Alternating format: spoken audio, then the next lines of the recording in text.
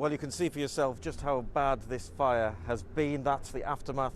Many lorries completely destroyed by this huge blaze which broke out at about 4:30 last night. The firefighters are still here on site trying to extinguish what's left of the fire, although I'm pleased to say most of it is now out. Let's talk to Adam Longden, who's from South Yorkshire Fire and Rescue Service. You're the Incident Commander here this morning. Yep. Just how bad an incident has this been? At 4:30 yesterday we were notified about this. At its height we had 8 fire appliances here, approximately 40 firefighters dealing with this incident. It was a large-scale incident for South Yorkshire Fire and Rescue to deal with.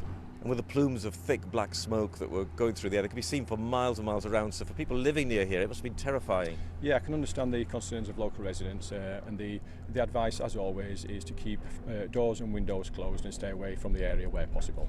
Do you know what it was that was actually on fire, or how indeed it even started? At the moment, fire investigation is underway, and I'm sure they will identify the cause. The materials predominantly involved were plastics, which do create a toxic fume. And in terms of the residents, you know, you're telling them still to keep their doors and windows closed. How long is that going to continue for, do you think? Due to the nature of the materials involved, while ever there's a risk to members of the public, we will keep that advice in place. So what's actually going on at the moment, Adam? Just the final bit of damping down, pockets of flammable materials that are buried underneath other materials.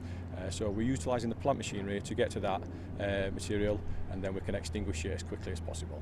And what happens after this, once the sort of clean-up's all finished, etc.? Do you work closely with companies involved in these kind of incidents to sort of try and make sure this doesn't happen again? Yeah, we pass on fire safety advice to businesses as well as local residents. The Environment Agency will also be involved giving advice as a multi-agency task force. OK, well, thank you very much for the update. So you can see for yourself, work does continue here this afternoon. That advice, once again, keep your windows and doors closed if you live in the area. Ian White reporting.